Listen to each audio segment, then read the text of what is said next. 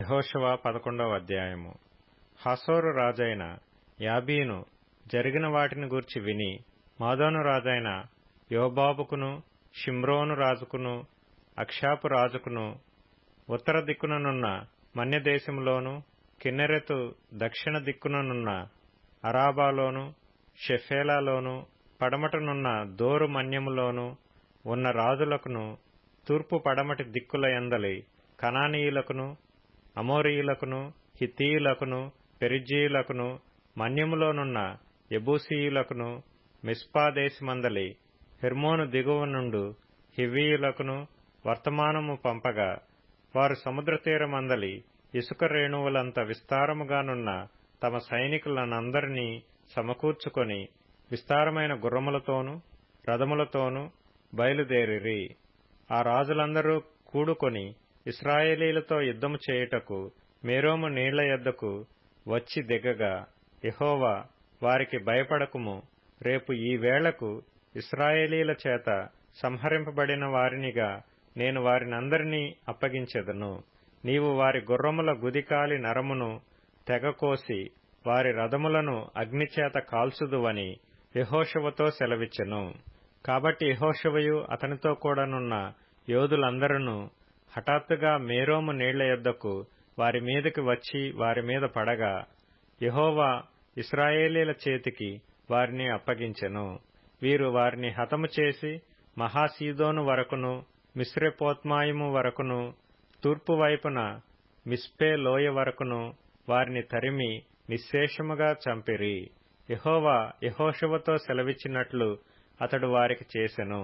అతడు వారి గుర్రముల గుదికాలి నరమును తెగకోసి వారి రథములను అగ్నితో కాల్చివేసెను.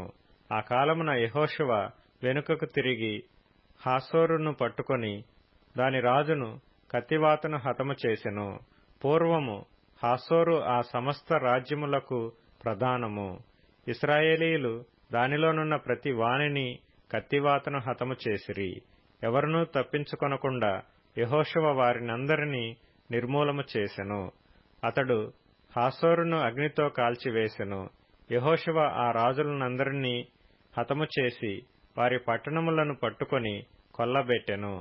యెహోవా సేవకుడైన మోషే ఆజ్ఞాపించినట్లు అతడు వారిని నిర్మూలము చేసెను. అయితే యెహోషువ హాసోరును కాల్చివేసిన గాని మెట్టల మీద కట్టబడియున్న పట్టణములను ఇశ్రాయేలీలు కాల్చివేయలేదు.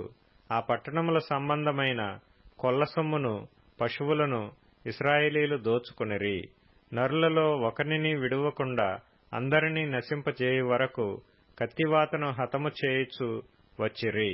యెహోవా తన సేవకుడైన మోషేకు ఆజ్ఞాపించినట్లు మోషే యెహోషువకు ఆజ్ఞాపించెను. యెహోషువ అలాగే చేసెను. యెహోవా మోషేకు ఆజ్ఞాపించిన వాటన్నిటిలో నొకటియూ అతడు చేయక విడువలేదు.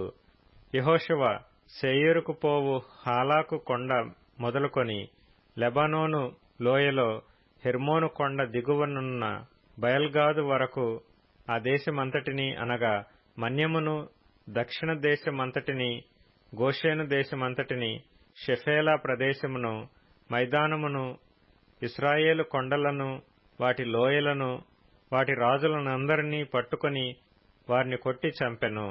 బహుదినములు యెహోషువ ఆ రాజులందరితో యుద్ధము చేసెను. గిబియోను నివాసులైన హివ్వీయులు గాక ఇశ్రాయేలీలతో సంధి చేసిన పట్టణము మరి ఏదియూ లేదు. ఆ పట్టణములన్నిటినీ వారు యుద్ధములో పట్టుకొనిరి. వారిని నిర్మూలము చేయుడని యెహోవా మోషేకు ఆజ్ఞాపించినట్లు ఇశ్రాయేలీలు కనికరింపక వారిని నాశనము చేయు నిమిత్తము వారు ఇశ్రాయేలీలతో యుద్ధము చేయుటకు వచ్చునట్లు యెహోవా వారి హృదయములను కఠినపరచియుండెను.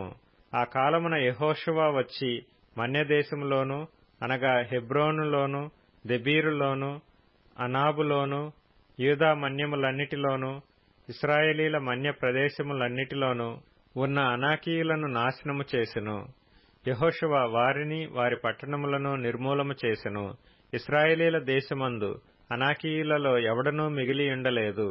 గాజాలోను గాతులోను అష్డోదులోను మాత్రమే కొందరు మిగిలియుండిరి.